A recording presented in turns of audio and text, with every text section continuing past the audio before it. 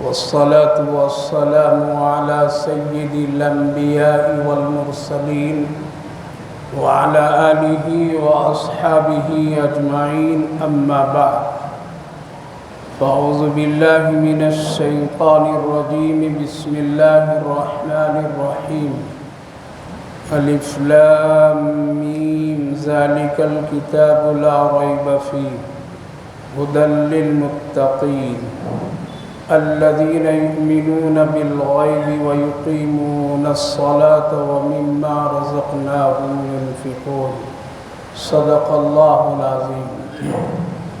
قابل قدر بزرگوں اور دوستوں، اللہ رب العالمین کا شکر، اس کا احسان کہ اللہ تعالیٰ نے ہم سب کو ایک بہت ہی باعظمت بابرکت رمضان المبارک کا مہینہ عطا فرمایا ہے۔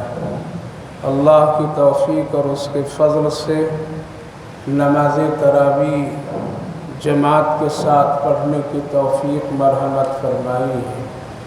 اللہ تعالیٰ قبول فرمائے اور رمضان المبارک کی خیر، برکت، رحمتیں سب کچھ آپ ہم سب کو عطا فرمائے، صحت و عافیت کے ساتھ پورے رمضان گزارنے کی توفیق مرحمت فرمائے۔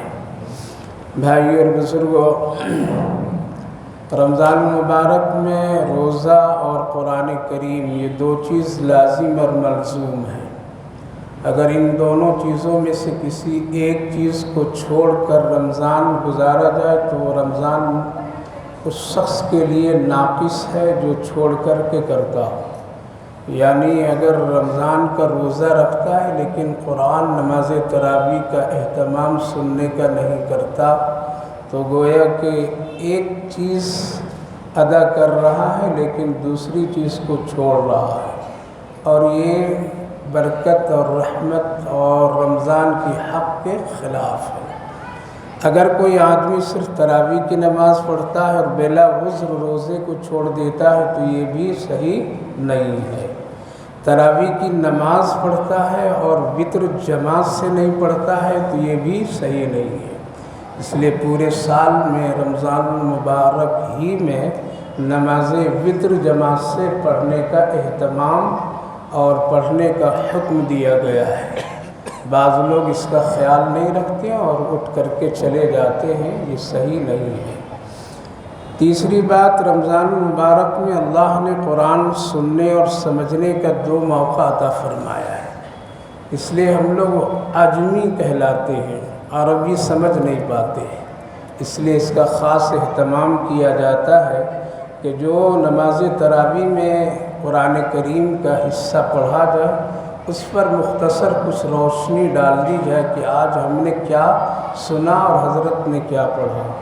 تو الحمدللہ نماز تراویح میں آج 7 جز کی تلاوت ہوئی ہے۔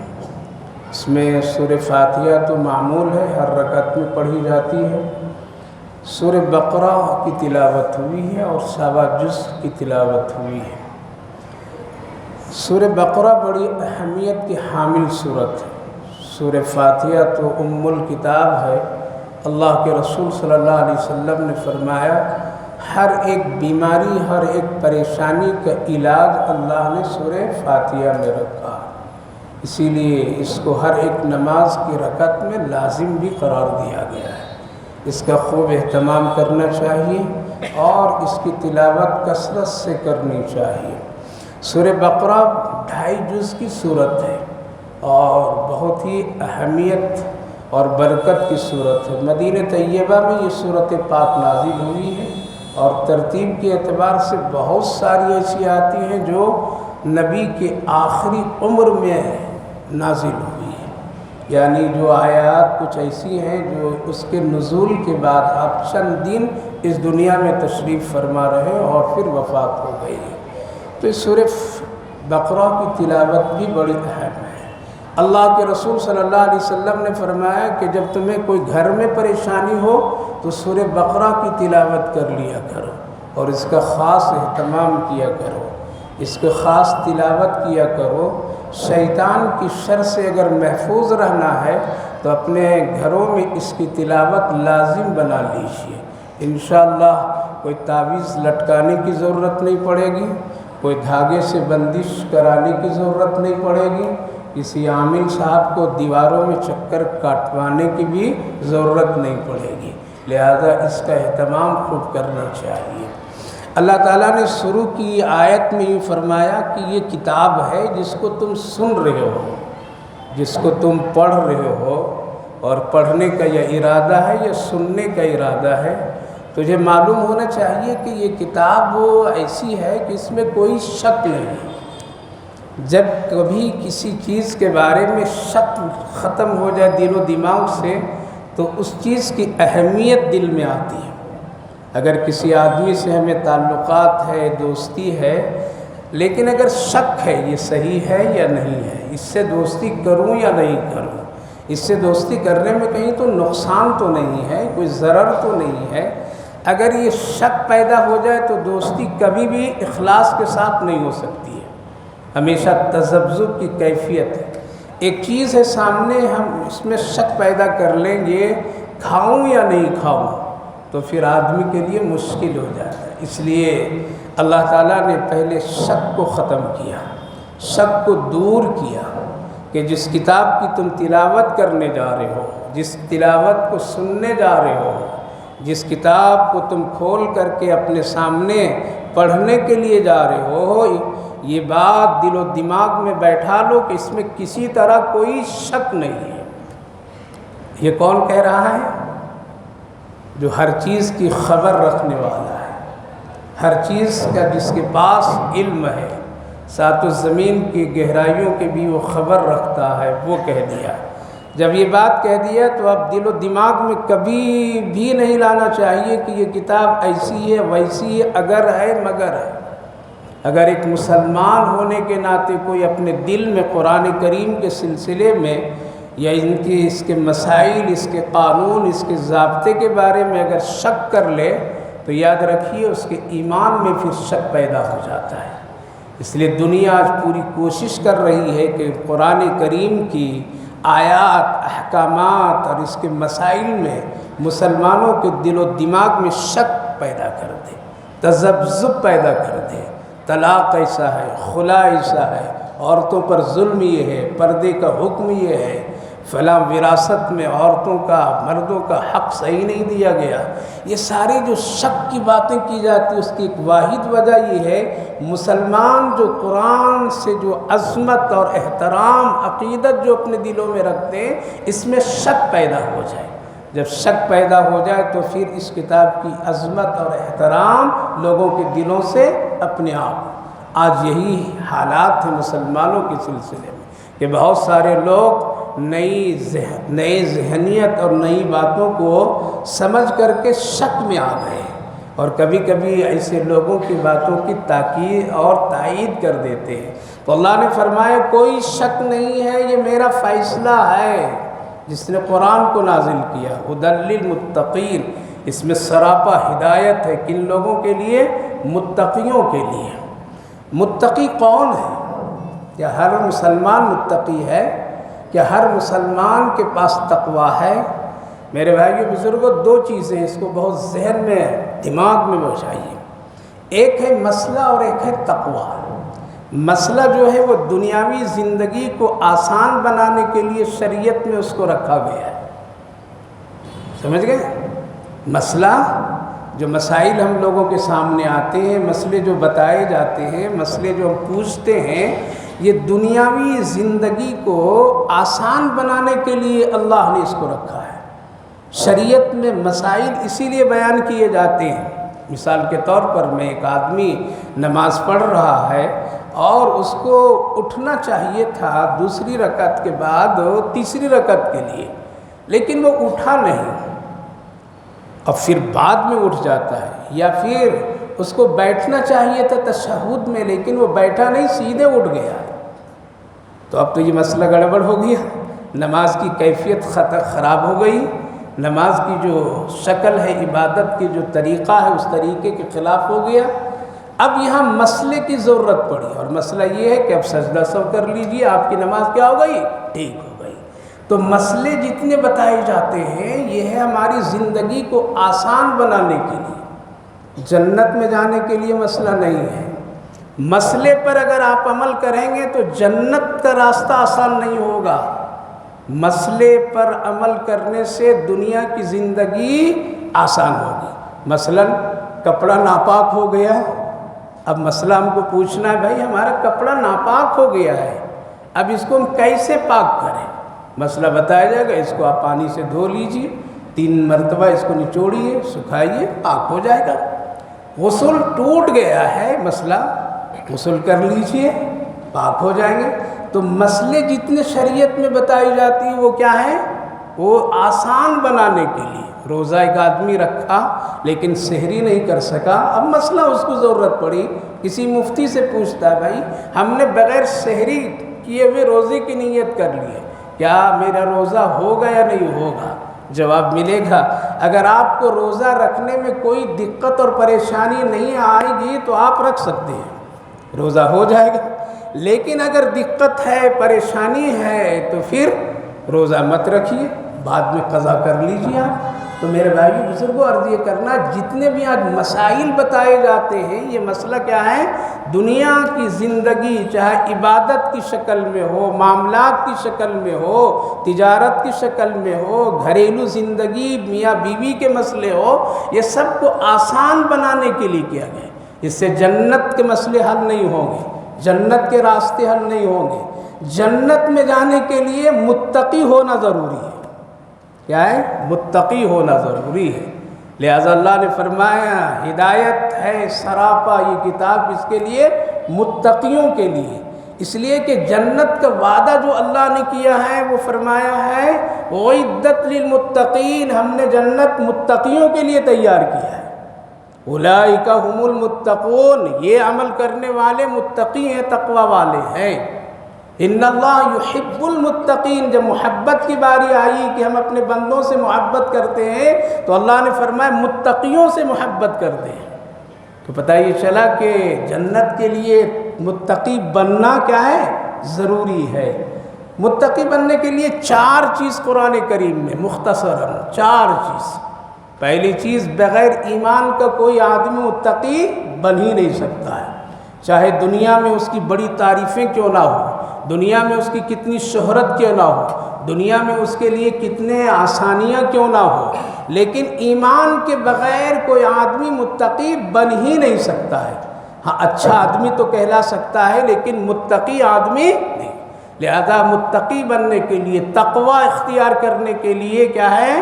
اس کے لیے ایمان ضروری ہے، ایمان کے بغیر متقی نہیں بن سکتا ہے۔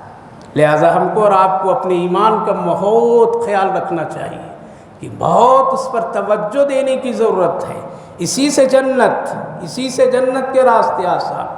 دوسری چیز فرماتے ہیں علماء مفسرین، متقی بننے کے لیے جو ضروری عمل ہے وہ سنت کے مطابق عبادت کرنا، نماز ہو، روزہ ہو، حج ہو، زکوٰۃ ہو، جو بھی عبادتیں ہمارے اوپر فرض ہے وہ کس کے مطابق کرنا؟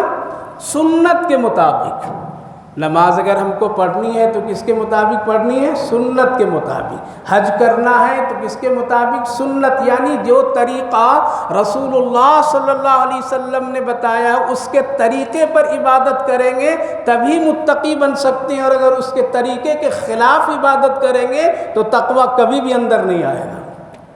چاہے کتنی خوبصورت مسجد میں عبادت کر لیں، یا آگے بڑھ کر کے یہ بھی کہہ دوں خانہ کعبہ کے سامنے عبادت کر لیں، یا یوں بھی آگے کہہ دوں کہ خود صاحب رسول صلی اللہ علیہ وسلم کی مسجد نبوی میں عبادت کر لیں، اور اس میں اگر سنت نہیں ہے، اس میں سنت کی پابندی نہیں ہے، اس میں سنت کا طریقہ نہیں ہے، تو یاد رکھیے اس عبادت سے اندر تقوی نہیں پیدا ہوگا، اور بارگاہ خداوندی میں وہ مقبول اور محبوب وہ عبادت نہیں ہوگی۔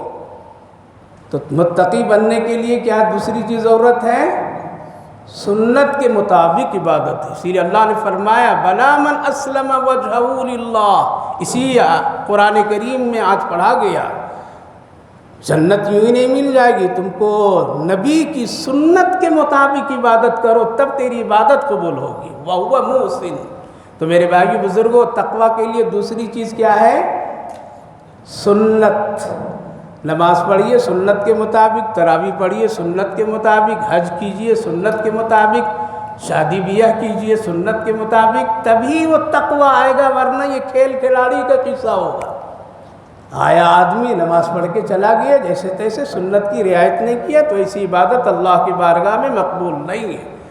دوسری چیز فرماتے ہیں علماء کرام کہ تقویٰ کیسے آئے گا اور متقی ایک آدمی کیسے بنے گا، اس کے لیے ضروری ہے فکر آخرت۔ کیا ہے؟ فکر آخرت ایک ایسی چیز ہے کہ سارے گناہوں کو یہ بند کر دیتا ہے، سب دروازے بند کر دیتا ہے۔ چاہے ایک آدمی کھلا میدان میں بھی کیوں نہ رہے، اور اگر اس کے دل و دماغ میں فکر آخرت ہے تو وہ گناہ نہیں کر سکتا ہے، نہیں کر سکتا ہے۔ فکر آخرت یعنی مجھے مرنا ہے، مرنے کے بعد قبر میں جانا ہے، قبر میں جانے کے بعد وہاں رہنا ہے، اور پھر زندہ ہو کر کے اللہ کے سامنے میدان محشر میں پہنچ کر کے حاضر ہونا ہے، حساب و کتاب دینا ہے، یہ ہے فکر آخرت۔ لہذا جس آدمی کے اندر یہ فکر آخرت آ جائے تو تقویٰ اپنے آپ اس کی زندگی میں آنا شروع ہو جائے گا اور وہ متقی بن جائے گا۔ اور اگر فکر آخرت نہیں ہے تو کتنے پہرے دار لگا دیجئے، پھر بھی وہ گناہ میں کبھی بھی بچ نہیں سکتا ہے، اس کو ڈر ہی نہیں اللہ سے۔ اور آج یہی ہے، چاہے بڑے بڑے عہدے پر کیوں نہ بیٹھنے والا ہو، اگر اس کے دل میں فکر آخرت، تب تو وہ گناہ سے بچ سکتا ہے، رشوت سے بچ سکتا ہے، ظلم سے بچ سکتا ہے، کسی کے ساتھ ناانصافی کرنے سے بچ سکتا ہے۔ اور اگر فکر آخرت نہیں ہے تو پھر وہ بچ نہیں سکتا ہے۔ لہذا فکر آخرت نہایت ہی ضروری ہے، اور یہ جب یہ چیز آ جائے گی تو اپنے آپ تقویٰ کے راستے سب کیا ہوں گے؟ کھلتے چلے جائیں گے، اور ایک آدمی متقی بنے گا۔ حضرت ابراہیم ادہم رحمہم اللہ بادشاہ تھے ایک وقت کے، لیکن ان کے دل میں آخرت کی فکر آئی۔ آخرت کی جب فکر آئی ان کے دل میں تو وہ بہت پریشان ہوئے کہ مجھے کچھ کرنا ہے، اب اللہ سے مجھے دوستی کرنی ہے، اللہ کو منانا ہے مجھے۔ لہذا وہ سوچے کہ کچھ دنوں کے لیے میں اپنے محل سے الگ تھلگ کہیں چلا جاؤں اور جا کر کے تنہائی میں عبادت کروں، کم سے کم 40 دن کروں۔ 40 دن کی ثبوت ہے عبادتوں کے لیے۔ حضرت موسیٰ علیہ السلام کو اللہ نے تنہائی میں عبادت کرنے کے لیے بلایا تو کہا کہ 40 دن، لہذا کم سے کم 40 دن ایسی جگہ چلا جاؤں جہاں مجھ سے کوئی ملنے والا نہیں ہو، صرف اور صرف اللہ اور ہم بس۔ بادشاہ ہے، دنیا چھوڑ دی ہے، چلے گئے وہ 40 دن عبادت کرتے رہے تنہائی میں، خوب عبادت کی، لیکن سکون نہیں، اندر تقویٰ داخل نہیں ہو رہا ہے، اندر پریشانیاں ہیں، الجھن ہے، ذہنی تناؤ ہے، عبادت میں لذت نہیں ہے۔ بہت روتے تھے رات میں۔ لکھا ہے کتابوں میں کہ ایک دن کچھ سفید پوش فرشتے نما شخص لوگ آئے مسجد میں، وہ لوگ آ کر کے کچھ عبادت کی اور پھر حلقہ بنا کر کے بیٹھے اور تذکرہ کرنے لگے کہ لگ رہا ہے اس مسجد میں کوئی آدمی ایک چھپا ہوا ہے اور وہ عبادت کر رہا ہے لیکن اس کو سکون نہیں مل رہا ہے۔ غور سے سنیے گا، آج ہم لوگوں کو جو یہ دل نہیں لگتا ہے قرآن سننے میں، دل نہیں لگتا ہے اچھی باتیں سننے میں، دل نہیں لگتا ہے نماز پڑھنے میں، دل نہیں لگتا ہے کوئی اچھی بات کہنے میں، دل نہیں لگتا ہے کسی کے ساتھ بھلائی اور خیر کرنے میں، مزہ نہیں آتا، لطف نہیں آتا ہے، بس ایک رسم ہم لوگ ادا کرتے ہیں۔ اس کی وجہ کیا ہے؟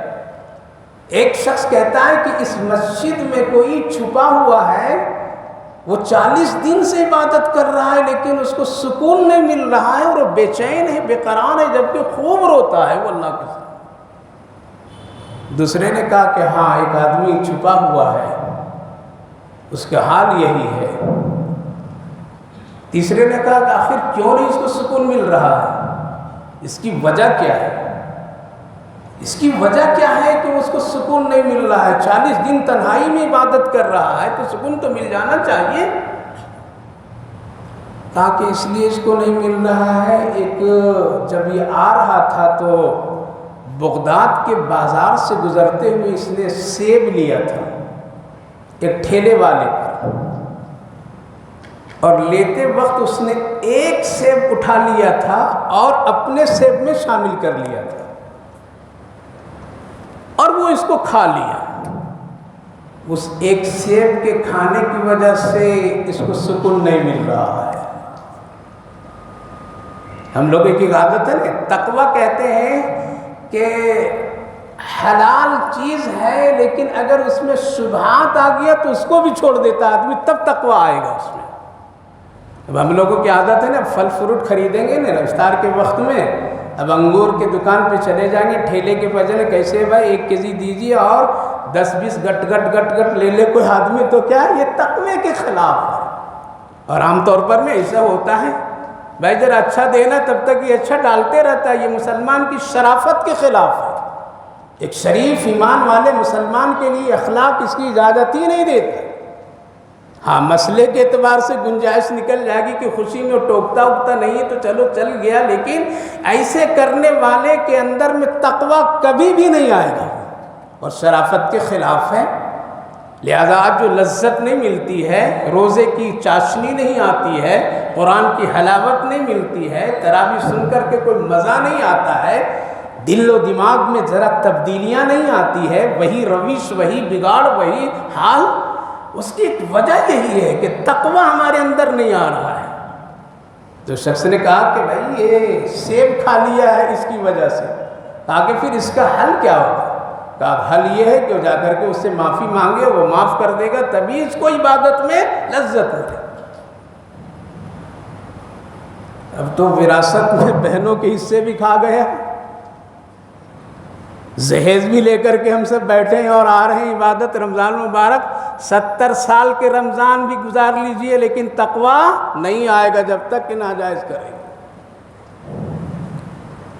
یہ اندر بیٹھے ہوئے تھے حضرت ابراہیم ادہم رضی رحمہم اللہ, باہر نکلے روتے ہوئے, بھائی میں ہی ہوں جس کا تذکرہ آپ لوگ کر رہے ہیں, جس کا تذکرہ آپ لوگ کر رہے ہیں وہ میں ہوں, گنہگار ہوں تو وقت کا بادشاہ چھوڑ کر کے آیا ہوں سب, لیکن عبادت تنہائی میں کر رہا ہوں لیکن پھر بھی لذت نہیں مل رہی ہے اور میرے دل میں بے قراری بے چینی بڑھتی جا رہی ہے. اور جنہوں نے کہا ہے ایک سیب, تو ہاں میں نے ایک سیب چلتے ہوئے ڈال لیا تھا اور وہ کھا لیا تھا. حالانکہ ایک سیب سے کچھ بگڑنے والا نہیں, وہ بھی آدمی دیکھا معاف کر دیا ہوگا, نظر انداز کر دیا ہوگا, لیکن ایک متقی بننے والے کے لیے اس کی اجازت ہے ہی نہیں. ان کو متقی بننا تھا, اس لیے روزے کے سلسلے میں اللہ نے فرمایا ہے ہم نے تم پر روزہ فرض کیا ہے, اس لیے فرض کیا ہے تاکہ تم متقی بن جاؤ, یعنی شبہات کی چیزوں سے بچو. وہ گناہ جس کو تم مسئلے کے اعتبار سے تھوڑی دیر کے لیے اگر گنجائش نکال لو کہ جھوٹ بولنا مسئلے کے اعتبار سے مجبوری میں جائز ہے, یہ مسئلہ ہے, لیکن اگر کوئی ڈٹ جائے کہ ہم نہیں بولیں گے تو یہ کیا ہے؟ تقویٰ ہے. لہذا تقوی کے لیے روزہ رکھا گیا, تقوی کے لیے قرآن. لہذا وہ آدمی حضرت ابراہیم ادہم رحمہم اللہ بھاگے اور بغداد کے بازاروں میں اس ٹھیلے والے کو تلاش کرنے لگے. کئی روز لگ گئے تلاش کرتے کرتے, آخر مل گیا. اس لیے بیپاری لوگ جگہ بدلتے رہتے ہیں. ملا تو کہا کہ بھائی تیرے پاس آیا ہوں, ایک غلطی مجھ سے ہو گئی ہے تو مجھے معاف کر دیں, اور ایسا ہے کہ تمہارے پاس سے جب میں نے سیب خریدا تھا تو ایک میں نے ڈال دیا تھا اس میں اور وہ کھا لیا, جس کی وجہ سے لذت میری چلی گئی, عبادت کی سکون نہیں مل رہا ہے, لہذا تم مجھے معاف کر دو. معافی مانگنے کے لیے آیا ہوں تجھ سے, یا پھر اس کی قیمت لے لو, قیمت دینے کے لیے آیا ہوں. میرے بھائیو بزرگوں, ایک مہینہ بہت بہترین موقع دیا اللہ تعالیٰ متقی بننے کے لیے. وہ گناہ جو عام طور پر میں کرتے تھے چھوڑ دیجئے, وہ زبان جو عام مہینوں میں چلاتے تھے اس کو بند کر دیجئے, بدل دیجئے. وہ شکلیں اور حیت جو عام مہینوں میں آپ اور ہم کرتے تھے, اب وہ شکلیں صورت کم سے کم اللہ کے واسطے ایک مہینہ تو پکا سچا مسلمان ظاہر اور باطن میں تو بنیے. تبھی تو کامیابی ہوگی، تبھی تو اللہ راضی ہوگا، تبھی تو عبادت کی لذتیں آئیں گی اور اس کا اثر ہوگا۔ تو ٹھیلا والا بھی وقت کا ولی تھا، وہ سمجھ گیا، وہ بھی متقی آدمی تھا، سمجھ گیا، کہا کہ نہیں معاف کروں گا، نہیں معاف کروں گا آپ کو، آپ کیوں ایسا کام کیے؟ ہم اور آپ ہوتے تو ٹھیلے والے کو اور لے دو کر کے برابر کر دیتے، معافی مانگنے آیا پھر بھی تم اکڑ رہا ہے، کیا سمجھا ہے؟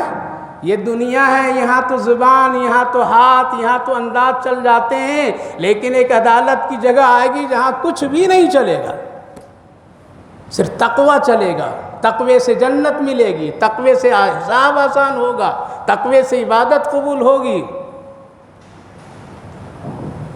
کہا کہ پھر کیسے معاف کرو گے؟ وہ بتا، وہی کام کروں گا۔ کہا کہ معاف ایسا کروں گا کہ آپ مجھے اپنا خادم بنا لیجئے، تب معاف کروں گا۔ وہ سمجھ گیا، جو آدمی ایک چھوٹا سا ایک ٹکڑا سا گویا کہ ایک سیب کھایا اور جس کی اتنی بے قراری بے چینی ہے، جو اللہ سے اتنا ڈرتا ہو اور جو اللہ کے لیے اس قدر وہ بے قرار ہو ملنے کے لیے اور حساب سے وہ ڈر رہا ہے، فکر آخرت جس کے دل میں ہے، وہ ڈر رہا ہے کہ کل کہیں حساب نہیں دینا پڑے ایک سیب کے سلسلے میں، تو یہ آدمی عام آدمی نہیں ہے بلکہ اس کے پاس کچھ ہے، اور یہی ہے متقی، اس لیے ہم اس کی خدمت کر کے اپنے آپ کو بنا لیں گے۔ کہا کہ ٹھیک ہے، میرا تو خادم بن جا، خادم بنا لیے وہ، اور پھر معاف کیے۔ میں عرض یہ کر رہا ہوں میرے بھائیو بزرگوں، یہ چار چیزیں، چوتھی چیز ہے انفاق فی سبیل اللہ، یعنی تقوی، یعنی متقی۔ تقوی آپ کے اندر کب آئے گا؟ جب آپ مال سے محبت کم کریں گے، مال دینے والے سے زیادہ محبت کریں گے۔ آج ہم لوگوں کے الٹا قصہ ہے، کیا ہے؟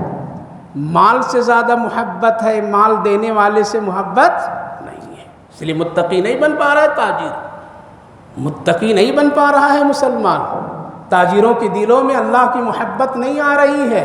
کیوں؟ الٹا دیا ہم نے، اور اللہ کیا فرمائے؟ تم متقی اس وقت بنو گے وَمِمَّا رَزَقْنَاهُمْ يُنْفِقُونَ، کہ جب تک کہ جو کچھ میں نے دیا ہے اس میں کچھ خرچ کرو، تب تمہارے اندر تقوی آ جائے گا۔ اس لیے محبت اللہ سے کیجئے، مال سے مت کیجئے، مال دینے والا وہ ہے، لہذا مال دینے والے سے محبت ہونی چاہیے، نہ کہ مال سے۔ لہذا تقوی حاصل کرنے کے لیے چار کام کرنا ہم کو اور آپ کو اس رمضان المبارک میں۔ ایک کام تو یہ ہے کہ ایمان کا پورا پورا خیال رکھیے۔ دوسری بات، عبادت جو کچھ بھی کریں گے وہ کس کے مطابق؟ سنت اور شریعت کے مطابق کیجیے، اس کے علاوہ اس طریقے کے علاوہ تقوی کبھی بھی نہیں حاصل ہو۔ تیسری بات، فکر آخرت، جب یہ دل و دماغ میں آ جائے گا تو آبادی میں بھی گناہ کرنا مشکل، تنہائی میں بھی گناہ کرنا مشکل، ہر جگہ یہ ذہن میں اللہ ڈال دیتا ہے، ارے بندہ کوئی دیکھ رہا یا نہیں دیکھ رہا، میں دیکھ رہا ہوں۔ لہذا فکر آخرت میں جس دن آپ کے رگ رگ میں، ہمارے اور آپ کے دل و دماغ میں اور ایک ایک سوچ میں یہ بات آ جائے، کوئی دیکھے یا نہ دیکھے میرا رب مجھے دیکھ رہا ہے، تب تو فکر آخرت، گناہ سے بچیں گے اور متقی بنیں گے۔ اور تیسری چیز انفاق، چوتھی چیز انفاق فی سبیل اللہ۔ تو اللہ تعالیٰ نے فرمایا ہدایت، روزے میں بھی یہی فرمایا، متقی تم بن جاؤ گے روزہ رکھ کر کے۔ تو میرے بھائیو بزرگوں، ہم کو اور آپ کو اللہ نے بہت بڑا ایک انعام اور اکرام کا مہینہ عطا فرمایا ہے۔ 11 مہینہ کھیل کود تماشے ادھر ادھر کرا کر کے زندگی تو گزر رہی ہے، کسی کی زندگی رکتی نہیں ہے، چاہے رمضان آ جائے یا رمضان کے علاوہ ہو، اس لیے اس موقع کو غنیمت جانیے۔